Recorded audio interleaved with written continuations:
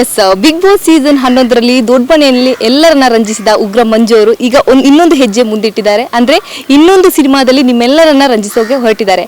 ಸದ್ಯಕ್ಕೆ ಈ ಸಿನಿಮಾದ ಮುಹೂರ್ತ ಕೂಡ ಇವತ್ತು ಬಂಡೆ ಮಹಾಕಾಳಿ ದೇವಸ್ಥಾನದಲ್ಲಿ ನಡೆದಿದೆ. ಸೊ ಇದ್ರ ಬಗ್ಗೆ ಮಾತಾಡ್ತಾ ಹೋಗ್ತೀನಿ. ಇವತ್ತು ಉಗ್ರ ಮಂಜು ಅವರೇ ನಮ್ಮೊಟ್ಟಿಗಿದ್ದಾರೆ.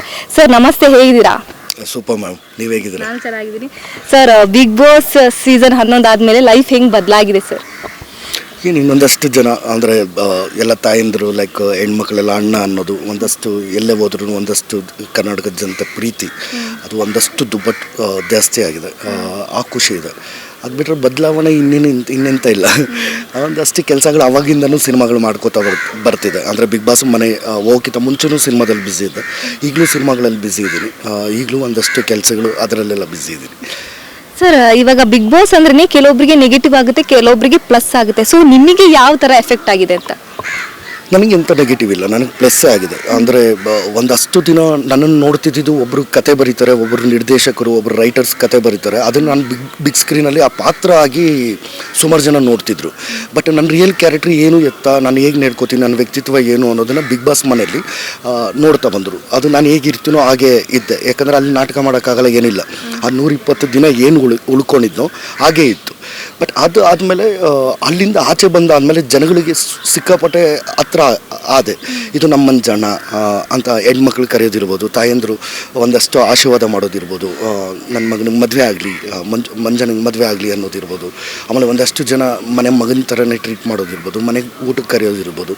ಲೈಕ್ ಎಲ್ಲೇ ಸಿಕ್ಕಿದ್ರು ಚಿಕ್ಕ ಮಗುವಿಂದ ಹಿಡಿದು ವಯಸ್ಸಾಗಿರೋ ಅಮ್ಮಂದ್ರವರೆಗೂ ಎಲ್ಲರೂ ಮಾತಾಡಿಸ್ತಾರಲ್ವ, ಅದೆಲ್ಲ ಜಾಸ್ತಿ ಆಗಿದೆ ಅಷ್ಟೇ. ಅದು ಬಿಟ್ಟರೆ ಇನ್ನೆಂಥ ನಾರ್ಮಲಿ ಲೈಫು ಅದು ನಾರ್ಮಲಿನೇ ಇದೆ.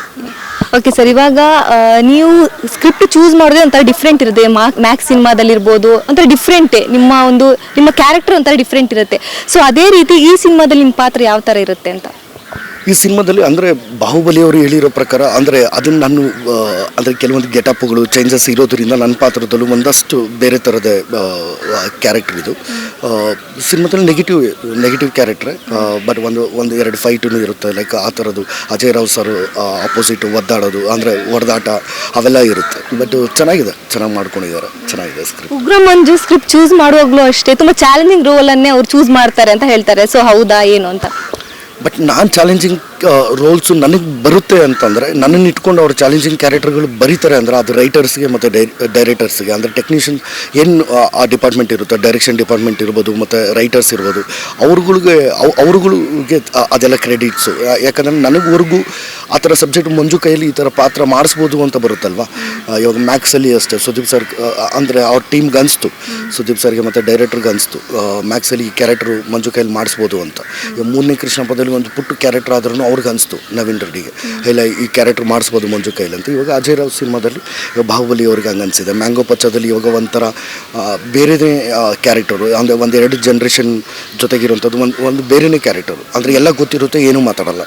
ಅದನ್ನು ಯಾವಾಗ ಯಾವ ಸಂದರ್ಭದಲ್ಲಿ ಮಾತಾಡಬೇಕು ಏನು ಅಂತ, ಅಂದರೆ ಬರೀ ಎಕ್ಸ್ಪ್ರೆಷನ್ಸಲ್ಲೇ ಒಂದಷ್ಟು ಕಡಿಮೆ ಮಾಡೋವಂಥ ಪಾತ್ರ.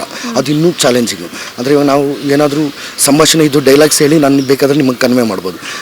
ಬರೀ ಎಕ್ಸ್ಪ್ರೆಷನಲ್ಲೇ ಕಡಿಮೆ ಮಾಡೋದಿದೆಯಲ್ಲ ಕೆಲವೊಂದೆಲ್ಲ, ಆ ಥರದ್ದು ಒಂದಷ್ಟು ಎಕ್ಸ್ಪೆರಿಮೆಂಟ್ ಲೈಕ್ ಅದರಲ್ಲಿ ಮಾಡಿರೋದು ಮ್ಯಾಂಗೋ ಪಚ್ಚದಲ್ಲಿ. ಲೈಕ್ ಈ ಥರದ್ದು ಒಂದಷ್ಟು ರೈಟರ್ಸು ಡೈರೆಕ್ಟರ್ಸ್ಗೆ ಆ ಕ್ಯಾರೆಕ್ಟರ್ ಕ್ರಿಯೇಟ್ ಮಾಡ್ತಾರಲ್ಲ ಅವ್ರಿಗೆ ಆ ಕ್ರೆಡಿಟ್ಸ್ ಅಮ್ಮ. ಸೊ ಇವಾಗ ಏನಾಗಿದೆ ಅಂದರೆ ನಿಮ್ಮ ಸೀಸನ್ನೇ ಬಿಗ್ ಬಾಸ್ ಹೋಸ್ಟ್ ಮಾಡೋದು ಸುದೀಪ್ ಸರ್ ಲಾಸ್ಟ್ ಅಂತ ಹೇಳಿದರು. ಇವಾಗ ಸೀಸನ್ 12ಗೂ ಅವರೇ ಹೋಸ್ಟ್ ಮಾಡ್ತಾ ಇದ್ದಾರೆ. ಸೊ ನಿಮ್ಮ ರಿಯಾಕ್ಷನ್ ಏನಿದ್ರ ಬಗ್ಗೆ? ರಿಯಾಕ್ಷನ್ ಏನು ಖುಷಿನೇ. ಬಿಗ್ ಬಾಸ್ ಅವರೇ ಬರಬೇಕು, ಅವರೇ ಹೋಸ್ಟ್ ಮಾಡಬೇಕು. ಯಾಕಂದರೆ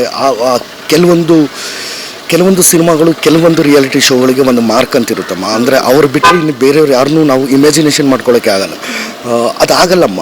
ಇವಾಗ ಅದು ಹೆಂಗಾಗುತ್ತೆ? ಸುದೀಪ್ ಸರ್ ಬಿಟ್ಟರೆ ಅಂದರೆ ಆ ಭಾಷೆ ಇರ್ಬೋದು, ಅವ್ರು ನೋಡೋದು, ಆ ಡೆಡಿಕೇಶನ್ನು, ಲೈಕ್ ಆ ಹೋಸ್ಟ್ ಮಾಡೋ ರೀತಿ ಇರ್ಬೋದು, ಎಲ್ಲ ರೀತಿಯೂ ಸ್ಪಂದಿಸೋದಿರ್ಬೋದು, ಅದು ನಮ್ಮ ತಲೆಯಲ್ಲಿ ಕೂತಿದೆ. ಅದಾಗಿ ಅಲ್ಲಿ ಬೇರೆಯವ್ರನ್ನ ಯಾರನ್ನೂ ಊಹೆನೂ ಮಾಡ್ಕೊಳಕ್ಕಾಗಲ್ಲ. ಇನ್ನು ಎಷ್ಟೇ ಸೀಸನ್ ಆದ್ರೂ ಅವರೇ ಮಾಡಬೇಕು ಬಿಗ್ ಬಾಸ್. ಯಾಕಂದರೆ ಒಂದಷ್ಟು ಅನುಭವಗಳಾಗಿದೆಯಲ್ಲ ನನಗೆ, ಅವರೇ ರೈಟ್. ಸೊ ಬಿಗ್ ಬಾಸ್ನಲ್ಲಿ ಆದಂತಹ ಫ್ರೆಂಡ್ಸ್ ಕಂಟೆಸ್ಟೆಂಟ್ನ ಯಾವತ್ತಾದರೂ ರೀಸೆಂಟಾಗಿ ಮೀಟ್ ಆದ್ರಾ ಅಥವಾ ಕಾಂಟ್ಯಾಕ್ಟಲ್ಲಿ ಇದ್ದೀರಾ ಇವಾಗಲೂ? ಹಾಂ ಇದ್ದೀನಿ. ಗೌತಮಿ ಮತ್ತು ಅವರ ಅಭಿಷೇಕ್ ಅವರು ನಾವು ಸಿಗ್ತಿರ್ತೇವೆ, ಆಗ ಕಾಫಿಗೆಲ್ಲ ಸಿಗ್ತಿರ್ತೇವೆ. ಅದು ಬಿಟ್ಟರೆ ಒಂದಷ್ಟು ಚೈತ್ರಕ್ಕನ ಮದುವೆ ಆಯಿತು, ಆ ಟೈಮಲ್ಲೆಲ್ಲ ಹೋಗಿದ್ದೆ. ಅದಾದ್ಮೇಲೆ ರಂಜಿತ್ ಆಗ ಕಾಲ್ ಮಾಡ್ತಾನೆ, ಒಂದಷ್ಟು ಫಂಕ್ಷನ್ಸ್ಗೆಲ್ಲ ಕಾಲ್ ಮಾಡಿದರು. ರಂಜಿತ್ತು ಆ ಟೈಮಲ್ಲಿ ನಾನೆಲ್ಲೋ ಹೊರಗಡೆ ಮೈಸೂರಲ್ಲಿ ಶೂಟಿಂಗಲ್ಲಿದ್ದೆ, ಆಗ ಕಾಲ್ ಮಾಡಿ ಕೆಲವರು ಎಲ್ಲ ಮಾತಾಡ್ತೀವಿ. ಸೊ ನಿಮ್ಮ ಅಭಿಮಾನಿಗಳ ಆಸೆ ಕೂಡ ಹೌದು ನೀವು ಮದುವೆ ಆಗೋದು. ಸೊ ಯಾವಾಗ ಮದುವೆಗೆ ಟೈಮ್ ಕೊಡ್ತೀರಾ, ಯಾವಾಗ ಮದುವೆ ಆಗ್ತೀರಾ ಅಂತ? ಇಲ್ಲ ನೋಡೋಣ, ಅದು ಹುಡುಕ್ತಿದ್ದಾರೆ ಮನೇಲಿ ಮನೇಲಿ ಮನೇಲಿ ಹುಡುಕ್ತಿದ್ದಾರೆ. ಹಾಗೆ ಸಿಕ್ಕಿದ್ರೆ ಸೊ 2025 ಮುಗಿಯೋದ್ರೊಳಗೆ ಉಗ್ರ ಮಂಜು ಮದುವೆ ಆಗ್ತಾರಾ? ಅದು ಅಷ್ಟು ಈಸಿ ಅಲ್ವಲ್ಲಮ್ಮ. ಎಲ್ಲ ಹೋಗಿ ಯಾವುದೋ ಒಂದು ಯಾವುದೋ ಶೋರೂಮ್ಗೆ ಹೋಗಿ ಏನೋ ಶಾಪಿಂಗ್ ಮಾಡ್ಕೊಬರೋದು ಆ ಥರದ್ದು ಅಲ್ವಲ್ಲ. ಅದು ಕಂಕಣ ಬಗ್ಗೆ ಕೂಡು ಬರಬೇಕು, ಅದಕ್ಕೂ ಮನೇಲಿ ನೋಡಬೇಕು. ಅದೆಲ್ಲ ಆದಮೇಲೆ ಲಕ್ಷಿ. Thank you so much sir, ಈ ಸಿನಿಮಾಗೆ ಒಳ್ಳೇದಾಗಲಿ sir. Thank you so much. Yes, ಇದಿಷ್ಟು ಉಗ್ರ ಮಂಜು ಅವರ ಮಾತಾಗಿತ್ತು. ಕ್ಯಾಮ್ರಾ ಪರ್ಸನ್ ಅಭಿಷೇಕ್ ಜೊತೆ ಕೀರ್ತಿ ಅಶ್ವವೇಗ, ನ್ಯೂಸ್ ಬೆಂಗಳೂರು.